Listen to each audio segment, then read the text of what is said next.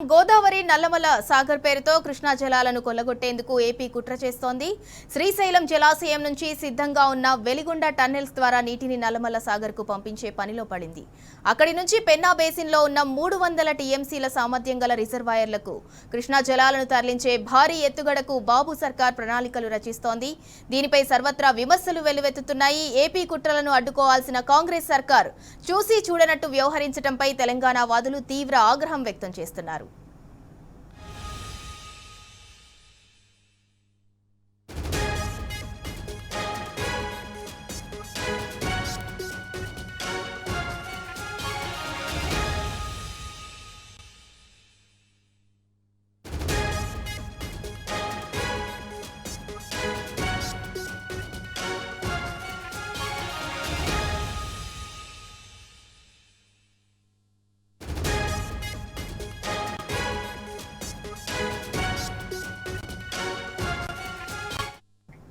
ఇక దీనిపై మరింత సమాచారం రీసెర్చ్ స్కాలర్ రాము అందిస్తారు. రాము, హలో, నమస్కారం మేడం. ఇది పోలవరం బనకచెర్లను ఏదైతే మొదలుపెట్టి తర్వాత ఆ టెండర్లను రద్దు చేసింది కదా. సో ఆ టెండర్లను రద్దులో ఒక కుట్రకోణం ఉంది. గతంలో ఏమనుకున్నారు, పోలవరం నుంచి బనకచెర్లకు తీసుకొచ్చి అక్కడ నుంచి పెన్నా బేసిన్ లో ఉన్నటువంటి 300 టీఎంసీ రిజర్వాయర్లు నింపాలనుకున్నారు.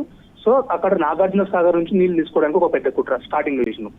ఇప్పుడు ఏం చేస్తున్నారంటే దీనిలో ఏం లేదండి, పెద్ద మార్పు ఏం లేదు. సెగ్మెంట్ 1 లో 13,000 కోట్లతో గతంలో పోలవరం నుంచి ప్రకాశం బ్యారేజీకి ఏదైతే ఉందో అది సేమ్ ప్రాసెస్ ఉంటుంది, సేమ్ డిపిఆర్ అదే ఉంటుంది. సెగ్మెంట్ 1 అది. సెగ్మెంట్ 2 ప్రకాశం బ్యారేజ్ నుంచి వైకుంఠాపురం దగ్గర ఒక యాక్టివేట్ నిర్మించి ప్రకాశం బ్యారేజ్ దగ్గర అక్కడ నుంచి బొల్లాపల్లి రిజర్వాయర్ కు నీటిని తరలిస్తారు. ఇది కూడా సేమ్ ఉంది. ఇప్పుడు తీసుకున్నటువంటి ప్రపోజల్ లో పోలవరం నల్లమల సాగర్ లో కూడా సేమ్ ఉంటుంది. కేవలం ఒకటి సెగ్మెంట్ 3 లో బొల్లాపల్లి రిజర్వాయర్ నుంచి బనకచెర్ల రెగ్యులేటర్ కు తరలించాలనుకున్నారు గతంలో. కానీ ఈ బనకచెర్ల రెగ్యులేటర్ అయినా కానీ ఇప్పుడు చెప్తున్నటువంటి నల్లమల సాగర్ అయినా కానీ ఈ మూడు కూడా శ్రీశైలం మీద ఆధారపడి ఉన్నటువంటి రిజర్వాయర్లే. ఈ నల్లమల సాగర్ కు ఆల్రెడీ ట్విన్ టెనెల్స్ రెడీగా ఉన్నాయి. మనం వెలిగొండ టెనెల్స్ అంటాం, పూల సుబ్బయ్య వెలిగొండ ప్రాజెక్ట్ అంటారు. సో ఇవన్నీ సిద్ధంగా ఉన్నాయి. వీళ్ళు ప్లాన్ ఏం చేసిందంటే ఈ సంవత్సరం బాగా వరదలు వచ్చేసరికి వీళ్ళు ప్లాన్ చేంజ్ చేసుకున్నారు. సో గతంలో కూడా నెక్స్ట్ టైం కూడా వరదలు వస్తే మనం బొల్లాపల్లికి ప్రకాశం బ్యారేజ్ నుంచి 6 లిఫ్ట్లు అవసరం ఉంటుంది. బొల్లాపల్లి రిజర్వాయర్ కి మధ్యలో Nagarjuna Sagar right main canal ఉంటుంది. సో 5 లిఫ్ట్లు ఏమో Nagarjuna Sagar right main canal కలవక ముందుకు ఉంటుంది, ఒక లిఫ్ట్ ఏమో Nagarjuna Sagar right main canal కలిసిన తర్వాత ఉంటుంది. అలాంటప్పుడు ఏం చేస్తారు, కృష్ణాలో బాగా వరద వచ్చింది అనుకోండి, బొల్లాపల్లి నుంచి డైరెక్ట్ నాగార్జున సాగర్ నుంచి నీళ్లు తీసుకుంటారు.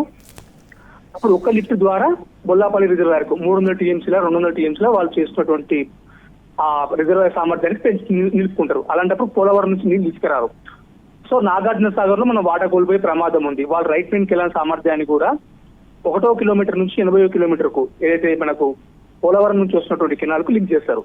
సో అక్కడ నాగార్జున సాగర్ నీళ్లు కోల్పోయే ప్రమాదం ఉంది. అక్కడ ఉమ్మడి ఖమ్మం జిల్లాకు నల్గొండ జిల్లాకు దెబ్బ తగిలే ప్రమాదం ఉంది. లేదు వర్షాలు బాగా పడ్డాయి అనుకోండి, వీళ్ళు బొల్లాపల్లి రిజర్వాయర్ నుంచి కూడా నల్లమల సాగర్ తరలించారు. డైరెక్ట్ శ్రీశైలం నుంచి ట్విన్ టనెల్స్ ఏవైతే ఉన్నాయో రోజుకు 1 టీఎంసీ నీటిని తరలించే అవకాశం ఉంది టనెల్స్ కి. ఆ 1 టీఎంసీ నీటిని డైరెక్ట్ గా మన నల్లమల సాగర్ రిజర్వాయర్ పిలుస్తారు. కేవలం వాళ్ళకి వరద జలాలు మాత్రమే అలొకేషన్ ఉంది. ఆ నల్లమల సాగర్ కూడా 45 టీఎంసీలు. కానీ శ్రీశైలంలో 50 టీఎంసీలు కానీ 60 టీఎంసీలు కానీ నీళ్లున్నా కానీ నల్లమల సాగర్ రిజర్వాయర్ కు రోజుకు 1 టీఎంసీ నీళ్ళు వెళ్ళిపోతాయి. అర్థం చేసుకోవచ్చు మనం. ఇప్పుడు ప్రస్తుతం ఈ సీజన్ లో మనకు దాదాపు 150 రోజుల పైగా శ్రీశైలం రిజర్వాయర్ 50 టీఎంసీల పైన నీళ్లు ఉంటున్నాయి. అంటే మనకు వరదలు వచ్చినా రాకున్నా గానీ డైరెక్ట్ శ్రీశైలం రిజర్వాయర్ నుంచి పొక్కబెట్టి నల్లమల సాగర్ తీసుకెళ్తారు. నల్లమల సాగర్ నుంచి సోమశిలకు అనుసంధానం చేస్తూ అంటున్నారు. లేదంటే సోమశిల నల్లమల సాగర్ నుంచి బనకచెర్లకు అనుసంధానం చేస్తున్నారు. ఇక్కడ మనకు జరిగే నష్టం తెలంగాణకి ఏంటంటే ఒక్కసారి బనకచెర్లకు కానీ సోమశిలకు కానీ లింక్ చేస్తే మనకు మొత్తం సిస్టమ్ అంతా పెన్నా బేసిన్ లో రెడీగా ఉంది. దాదాపు 300 టీఎంసీల సామర్థ్యం గల రిజర్వాయర్ మైలవరం, గోరకల్లు, వెలుగొండ, వెలుగోడు ఈ ప్రాజెక్టుల కింద సోమశిల, కండలేరు ఈ రిజర్వాయర్లు చాలా వరకు దాదాపు సామర్థ్యం 78, 50 టీఎంసీలు. ఒక్కొక్క రిజర్వాయర్ సామర్థ్యం 5 టీఎంసీల పైనే ఉంటుంది. కాబట్టి దాదాపు 300 టీఎంసీల సామర్థ్యం గల రిజర్వాయర్లు సిద్ధంగా ఉంది. ఇప్పుడు ఏం జరుగుతుంది, అక్కడ నుంచి వాళ్ళు 6 స్టేజ్లో లిఫ్ట్లు పెట్టాలి బొల్లాపల్లికి. అది బొల్లాపల్లి నుంచి కూడా ఇక్కడ 4 స్టేజ్లు లిఫ్ట్లు పెట్టాలి. ఈ లిఫ్ట్లన్నీ పని చేయకుండా డైరెక్ట్ శ్రీశైలం నుంచి పొక్కబెట్టి నీళ్ళు దొరకపోతారు. వాస్తవానికి వరద జలాలంటే మనం ఏమనుకుంటాము, శ్రీశైలం నిండాలి, శ్రీశైలం గేట్లు ఎత్తిన తర్వాత నాగార్జున సాగర్ నిండి కింద పోయిన తర్వాతనే వాటిని వరద జలాలనుకుంటాం. కానీ ఇప్పుడు ఏం చేస్తున్నారు, ఏ రోజు ఈ నామ్స్ పాటించలేదు ఆంధ్రప్రదేశ్ ప్రభుత్వము. అసలు నీళ్లు నిండకుండా ద్వారా 40,000 క్యూసెక్ల నీటిని నిర్వహించి అంటే దాదాపు 4 టీఎంసీల నీటిని తరలించారు. అంటే మనం అర్థం చేసుకోవచ్చు, రేపు భవిష్యత్తు కూడా అట్లే జరుగుతుంది. ఈ వెలిగొండ టనెల్స్ ఏవైతే క్లియర్ అయిపోతే నల్లమల సాగర్ తరలించి అక్కడ నుంచి సోమశిలకు అనుసంధానం చేయడము, లేదంటే దాని కింద ఉన్నటువంటి బనకచెర్లకు అనుసంధానం చేస్తారు ఖచ్చితంగా. అది చేసినప్పుడు మనకు పైన ఉన్నటువంటి ఇదే శ్రీశైలం మీద ఆధారపడినటువంటి కల్వకుర్తి లిఫ్ట్ ఇరిగేషన్ కానీ, ఆలమూరు రంగారెడ్డి లిఫ్ట్ ఇరిగేషన్ కానీ, డిండి లిఫ్ట్ ఇరిగేషన్ కానీ చాలా ఎఫెక్ట్ అయిపోతాయి. ఎందుకంటే వీళ్ళు 820 ఫీట్లను నీళ్ళు తీసుకోవడానికి అవకాశం ఉంది నల్లమల సాగర్ ట్విన్ టనెల్స్ కి. సేమ్ టైం మన కల్వకుర్తి కూడా అదే టైంలో 800 అడుగుల్లోనే ఉంది. మన పాలమూరు రంగారెడ్డి ఎట్లా ఉంది. ఎస్ఎల్బిసి పూర్తి చేసుకున్నా కానీ నీళ్ళు లేని పరిస్థితి అయితే ఏర్పడుతుంది ఎస్ఎల్బిసికి. సో తెలంగాణ రైతాంగం కానీ ఇక్కడ ఉన్నటువంటి కాంగ్రెస్ ప్రభుత్వం కానీ ఆలోచించాల్సింది ఏంటంటే, ఇంత దుర్మార్గమైనటువంటి పని కేంద్రంతో కలిసి రాష్ట్ర ప్రభుత్వం చేస్తున్నప్పుడు కనీసం స్పందించట్లేదండి వీళ్ళు. తెలంగాణ వాదులుగా ఎంత దుఃఖం వస్తుందంటే, అరే మా ప్రాంతం నీళ్లు పోతుంది, మా పాలమూరు రంగారెడ్డి ప్రాజెక్టుకు నీళ్లు రాకపోతే 12 లక్షల ఎకరాలు ఎడారిగా మారే ప్రమాదం ఉంది. మా డిండి లిఫ్ట్ ఇరిగేషన్ దాదాపు పూర్తి అయిపోయింది, వాటికి రాకపోతే అవి 3 లక్షల ఎకరాలు. సో ఈ విధంగా కల్వకుర్తి లిఫ్ట్ ఇరిగేషన్ 4 లక్షల ఎకరాలు, ఇక సగం దక్షిణ తెలంగాణ ఎడారిగా మారే ప్రమాదం ఉంది. పాలమూరు జిల్లా కానీ, ఉమ్మడి పాలమూరు జిల్లా, ఉమ్మడి నల్గొండ జిల్లా ఎడారిగా మారే ప్రమాదం ఉంది. ప్రభుత్వం స్పందించడం లేదు. ఇది ఒకటి. రెండోటి ఏంటంటే, కర్ణాటక వాళ్ళు అక్కడ ఆల్మట్టి ఎత్తు పెంచుతున్నారు. ఇక్కడ కాంగ్రెస్ ప్రభుత్వం ఉంది, అక్కడ కాంగ్రెస్ ప్రభుత్వం ఉంది. 4 మీటర్ల ఎత్తు పెంచుతున్నారు వాళ్ళు. 519 మీటర్ల నుంచి 524 మీటర్ల వరకు ఎత్తు పెంచుతున్నప్పుడు దాదాపు 130 టీఎంసీ అక్కడ కట్టడి చేస్తే కింద జూరాలకు కానీ మన శ్రీశైలం కానీ నీళ్ళు ఎక్కడి నుంచి వస్తాయండి? వచ్చిన నీటిని వెలిగొండ టనెల్ ద్వారా తరలిస్తావు, పోతుడిపాటి హెడ్ రెగ్యులేటర్ లాగా తరలిస్తావు. పాలమూరు లిఫ్ట్ ఇరిగేషన్ పంపులు ఆన్ చేసుకోవడానికి నీళ్ళు ఎక్కడి నుంచి వస్తాయి? కల్వకుర్తి ఎక్కడి నుంచి వస్తాయి? అసలు ఎస్ఎస్బిసి టనెల్ పూర్తి చేసి నీళ్ళు వస్తాయా ఆ లెవెల్ కి? 840 మీటర్ అడుగులలో కావాలి అంటే ఆ లెవెల్ కి నీళ్ళు రాణిస్తారా వాళ్ళు? ఇంత దుర్మార్గమైనటువంటి పని చేస్తుంటే రాష్ట్ర ప్రభుత్వము కళ్ళు మూసుకొని ఉంటుంది. మొత్తం ఇది గోదావరి బనకచెర్ల అని పేరు పెట్టింది ఫస్ట్, ఇప్పుడు గోదావరి నల్లమల అని పేరు పెట్టింది. కానీ ఇది ముమ్మాటికి కృష్ణా నీటి దోపిడీ కోసమే చేసినటువంటి ప్రాజెక్ట్ అండి ఇది. సో ఇది తెలంగాణ సమాజం ఆలోచించాలి. ఈ రాష్ట్ర ప్రభుత్వం సిగ్గు లేకుండా ఆంధ్రప్రదేశ్ ప్రభుత్వానికి వత్తాసు పలుకుతూ వాళ్ళకి చాకచక్యంగా మొత్తం కృష్ణా నీటిని దోపిడీ చేసే ప్రయత్నం వాళ్ళు చేస్తుంటే ఇంకా మౌనంగా ఉంటారేంటి? ఎవరి కోసం, ఎవరి బాగు కోసం తెలంగాణ ప్రజలు ఈ విషయాన్ని ఆలోచించాలని చెప్పేసి మీ మీడియా ద్వారా ప్రజలు కూడా విజ్ఞప్తి చేస్తున్నాం. రాము గారు, మీ రీసెర్చ్ లో తేలింది ఏంటంటే దీనివల్ల తెలంగాణకు తీవ్ర నష్టం వాటిల్లనుంది. మీరు అన్నట్టుగా దక్షిణ తెలంగాణ ఎడారిగా మారే ప్రమాదం కూడా ఉంది అని అంటున్నారు. మరి ఇరిగేషన్ మినిస్టర్ ఏం చేస్తున్నట్టు, ఈ ప్రభుత్వం ఎందుకు పట్టనట్టుంది, చూసి చూడనట్టు ఎందుకు రేవంత్ సర్కార్ వ్యవహరిస్తుందంటారు? వాస్తవానికి వీళ్ళకి లోపాయికార ఒప్పందం ఉన్నట్టుందండి మేడం. ఎందుకంటే ఇంత తెలంగాణ చిన్న పిల్లలకి తెలంగాణ నల్గొండ జిల్లా కానీ, మహబూబ్నగర్ జిల్లాలో ఏ పిల్లగాడిని అడిగినా కానీ మన పాలమూరు రంగారెడ్డికి నీళ్ళు కావాలంటే శ్రీశైలం నుంచి నీళ్ళు ఓడుకుంటారని తెలుస్తుంది. ఈ విషయాలు ఇంకా తెలుస్తుంటే ఇరిగేషన్ మినిస్టర్ గారు మొన్న మనంతా వచ్చిన తర్వాత బయటకు వచ్చిన తర్వాత ఎంత వీళ్ళు ఇంటెలిజెన్స్ ఏం చేస్తుందండి?